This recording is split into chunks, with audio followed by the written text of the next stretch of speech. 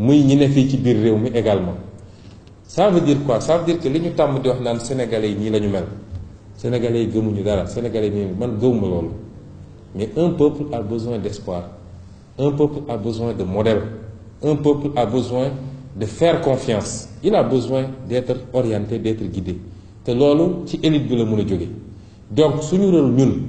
suñu defoon 50 ans de politique que teen faluñu dara sax garawul mais su dee suñu action ça a contribué à éveiller les consciences ba population yi gën a comprendre les enjeux ba suñuy dem ba war a def choix ñu gën a am mu bañ a doon choix wu diwoo ma neex wala diw ma neex wala diwoo fi andi saaku ceeb wala diwoo ma xottil yére mais ñu choisir sur la base des intérêts fondamentaux et stratégiques du Sénégal, c'est-à-dire eux-mêmes. Je crois que bu boobaa dinañ sant yàlla parce que dinañ jàpp ni li taxoon ñu dugg ci mbir mi atteindre nañ ko ñun. moo tax ma ne am na lu ñu ji 2017 2016 te bu soobee yàlla noonu lañ koy continuer 2017 accélérer ko sax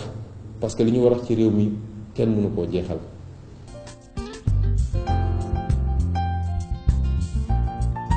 ñun suñu parti dañuy wax patriotisme mais soo demee ci suñu statut patriotisme panafricanisme moo ci tegu ñun ay panafricain lañu dañoo gëm Afrique kenn duñu ko defaral xeeb biñ ñu xeeb ci ñun la waaye kenn duñu ko defaral du naara ñu koy defaral du tubaaba ñu koy defaral du japonais asiatique ñu koy defaral foo ñu gëm suñu bopp. Problème Afrique nag lu complexe la parce que y a pas une Afrique y a des Afriques. Les réalités africaines sooy tukki biir Afrique di nga dem réewu Afrique da nga naan est-ce que ñun ak ñoom benn lañu sax finalement donc loolu tam lu ñu war a intégrer la waaye suñu sali mi ngi ci lu ñuy def ba aboutir ci Union africaine lu ñuy def ba aboutir sur des ensembles d'abord sous-régionaux forts man CEDEAO laa gëm-gëmu UEMOA département français c'est 8 États qui ont en commun le franc CFA, la BCEAO man gëwma loolu man CEDEAO laa gëm parce que tu vas avoir le Ghana tu vas avoir le Nigeria tu vas avoir les anglo-saxons nga xam ne seen histoire vis-à-vis de leur ancien colonisateur bokkul ak ñun suñu relation ak France mais en plus c'est un marché de plus de 300 millions d'habitants par rapport ak UEMOA man loolu laa gëm. Alors ci biir foofu évidemment des questions comme la monnaie soo déggee président Macky Sall naan franc CFA bon monnaie bu baax la da nga naan catastrophe ñun lan moo ñu jiite noo mu ne yaakaar ni monnaie boo xam ne du sa monnaie ñu ngi la koy frappel fële à Chemalières en France mënu la permettre nga am politique de change te politique de change bu am solo la si les politiques de développement public amoo ko à la limite politique de fixation des taux d'intérêt avec l'aval de la France d'ailleurs su trésor français joxewul avalam doo ko def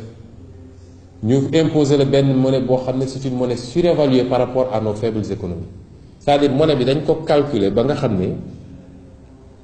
mënul baax ci ñun lu dul ñu nangu nekk rek des pays importateurs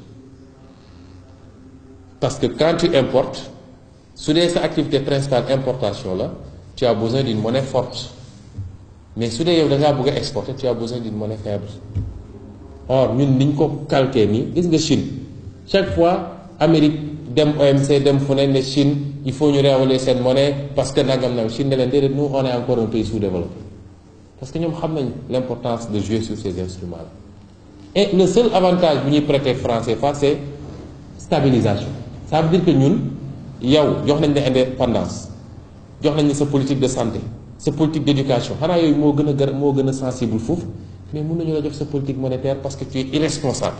on nous dit que nous on est irresponsable pour gérer une monnaie mais stabilisation ñun ñoo koy financer chaque pays est obligé de déposer 50% de ses réserves en devises en France loolu mooy assurer la stabilisation bu ñu demee ba amatuñu réserve en France dañuy dévaluer ñun ñooy financer suñu stabilisation président Macky Sall ñemee taxaw naan c'est une bonne monnaie mais kooku fan la jàngee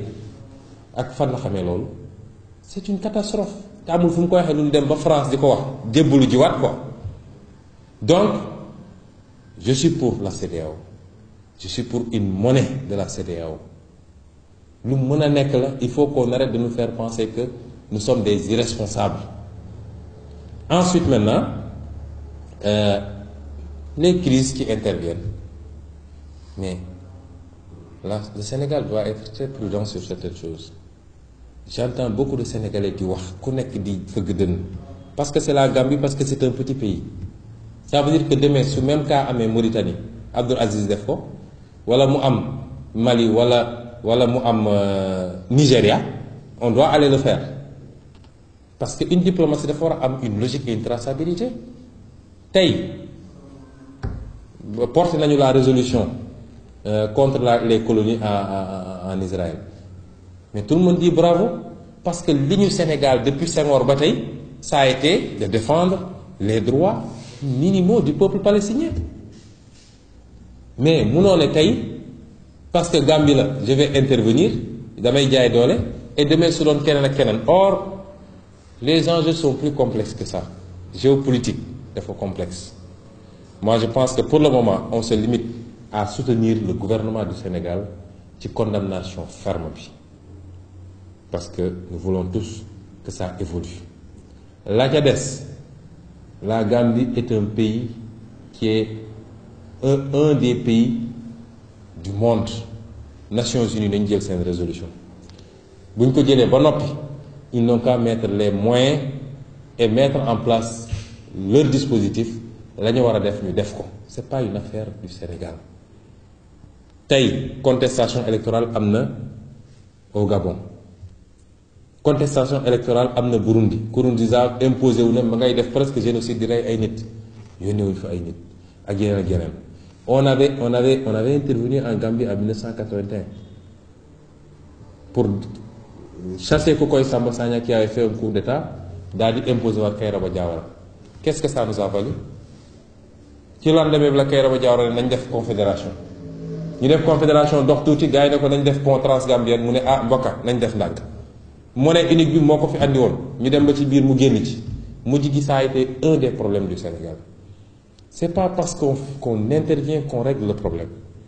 Am na dimension yoo xam ne géopolitique peut-être day gudd suñ ko fi naroon développer, mais je crois que nous devons apprendre à être beaucoup plus serein suñuy apprécier yenn questions yi. Autant nous soutenons, quelquefois je ne comprends pas la politique diplomatique du Sénégal. Munoo tenir tête à Israël def li ngay def et céder à la Turquie ay problème politique intérieur à la Turquie. Ñu ne la tëjal ay école où il y a 3000 enfants sénégalais qui étudient nga ne damay tëj.